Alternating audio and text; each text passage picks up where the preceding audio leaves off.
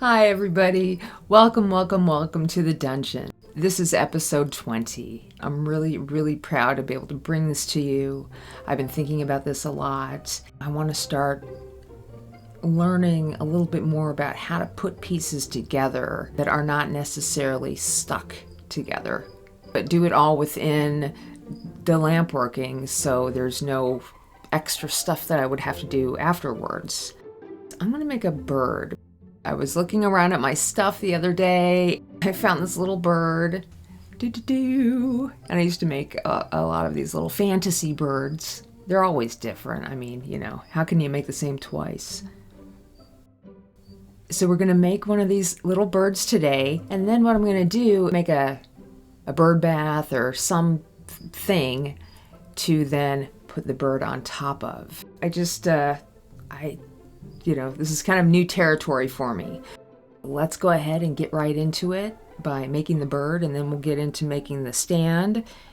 Okay, on that note, you guys, thank you so much for watching. Please enjoy this video, and we'll see you next time in the dungeon. Plus, I might see you a little bit later on in the video. We'll see.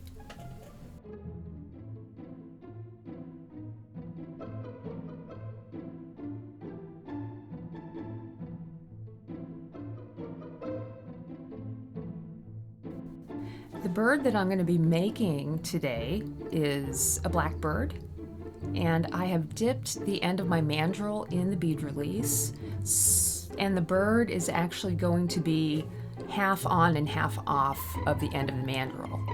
And it's a little difficult for me to work on the end of the mandrel, but I do my best, as you see, not to get too messy with it. And here what I'm doing is just building up what is going to be the bird body. And what I want is, where's the belly going to be and where's the tail? So I need to start working on those two areas. And I will start to add a little bit of the neck spot as well. And there we go. I am adding a little bit more on the top, just getting a ball there, so something of a head. That will help me kind of figure out a little bit more how I want the body to look. And I'll add a little bit of glass to where I want the belly to be. And then I'll add a little bit right there where I want the tail. And notice how when the tail's real hot, I will just spin it out a little bit so it kind of flings itself out just a skosh so I can have like the tail part. And then I'm just going to go back in and make a really big head on this guy. Just exaggerate the features as much as I can. Now I put a little ball on the end of the tail and shaping that neck with the back of my knife is helpful. And I'm just heating and really kind of spinning that out, getting almost a little duck, a little rubber ducky look. And here I want the sides a little bit flatter, so when I go to put the wing on, I kind of know where I'm adding it.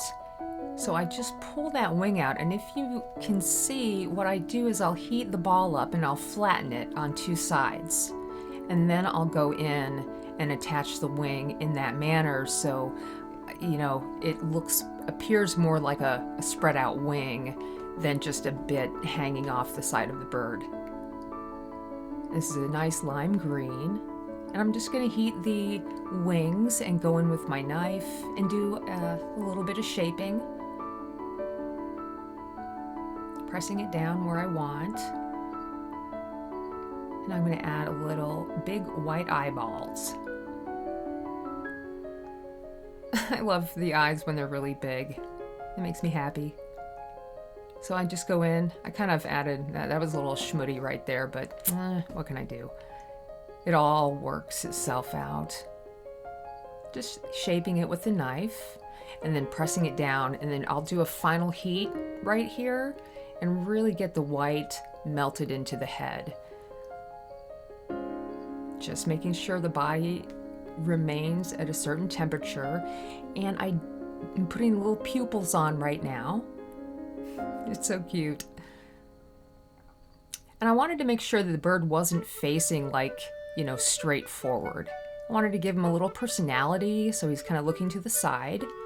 I found that to be very important anytime you're trying to express yourself through the glass, especially when you're making animals.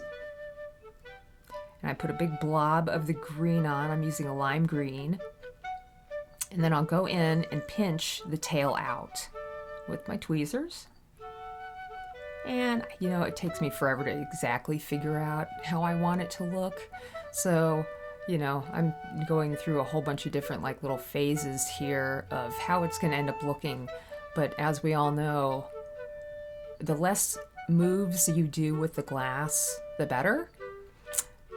So I didn't want to play with it too much. I really needed to just make up my mind and go with it. Now, after all that's done, one of the final things I do is put the beak on. And it's merely because I want to maintain that nice point on the end. And then to finish this little guy up, I'm going to add some kind of head decoration.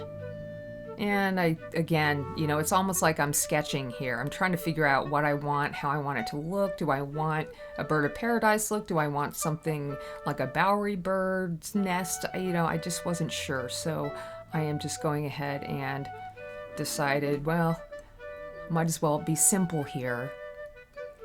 Don't want to over exaggerate. Well, what am I talking about? It's all an exaggeration. Anyway, that is like a pinkish color right there. Then I'll add a little tiny white dot, just a speck on each pupil to give it a little bit more depth. And now I'm just adding some black to finish off the top decoration. And that is it for the bird.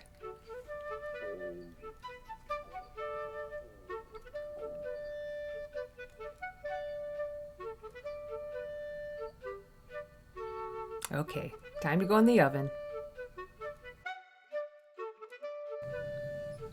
All right, so for the base, what I'm gonna do is I'm gonna work right on top of a bare mandrel. So I have a small amount coming off the end. The color I'm gonna use is an ebony ivory from a Fetri, and I love this color. It is one of those hand-pulled colors, so every batch might differ slightly, and I noticed that this one is a really exceptional batch. I'm really excited to be able to use this and to show you guys how it comes out. And with a lot of this, I've noticed it does have some breaking problems every time I use this, and it might just be because I like to use a big bushy flame. Anyway, I'm going to shape up the bottom into a cone and just keep shaping it until I have my desired shape. I love to use the edge of my marvering pad for all sorts of shaping. I find it a little easier to achieve the shapes that I want to that way. But every now and then I'll go ahead and use the marvering stick, I guess, paddle, to shape as well. Now, I was looking at some videos that I had done earlier and was a little inspired by the evil eye. So I decided that this base needed to have a little bit of fun in there. So this is the part where I am going to make it kind of have this evil eye look on it. And I'm really happy that I did this. It just worked out beautifully with the color of the bird and the rest of the stand, actually. So with all little evil eye beads, I'll put a small dot of white on top of my transparent blue, and then add a tiny, tiny dot of black.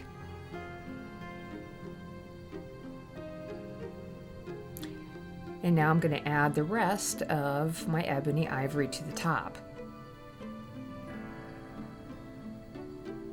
And notice when I apply it, I'm not applying it directly to the other part just yet. I'm actually going to push it together. I find that that works I have more control that way. So I kind of let it like dip towards and then back away. So I'm using gravity to pretty much shape that whole thing. Now I have it look kind of like a rounded part at the top, and on the edge of that I'm adding this ivory to make it start getting a little wider. So here I am, I'm gonna use the butter knife, and then, you know, it wasn't perfectly wrapped all the way around, so I'm just using, you know, a little bit of ivory and adding it to small areas here and there to make up the difference that I need, so it looks and appears to be more well-rounded. All right, so now I'm just adding some twisted cane. This is a cane that I found. I love the way this looks. I think I even made this cane on one of the black and white series. And using the butter knife, it's like my best friend down here. I love the butter knife. And I noticed that that was all the cane that I had left of that, and I decided to quickly grab a different color cane, or twisty, and apply it on top of the rest where I needed it. And I'm glad that I did that, because this color combination, it's a transparent red and transparent like a, I think it's ink blue. It's a gorgeous violet color. I mean, it's beautiful, and it looks great on here. And I didn't have any problem restriking the red either. I was a little worried about the tip of the mandrel getting really hot, but it turned out to be okay. No problems. Now add one more little strip of this cane to the bottom, and that is it. I was so happy to be able to make this. It came out great, you guys. So I'm just doing the final shaping, the bottom, the top, and just adding little spots here and there where I think they're appropriate.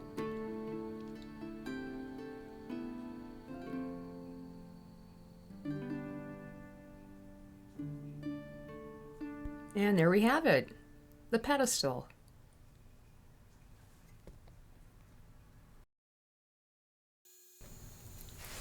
All right, so after everything is cooled down, I'm just gonna go ahead and remount a little bit of that bead release. And then I have a diamond saw or disc. And I'm gonna saw right through that, making sure I have enough water to keep everything cool. And then I'll just use a different diamond bit and clean up the very bottom of the mandrel. And that's it, you guys. Put them together and see what we have. I love this piece. Thanks for watching. We'll see you next time.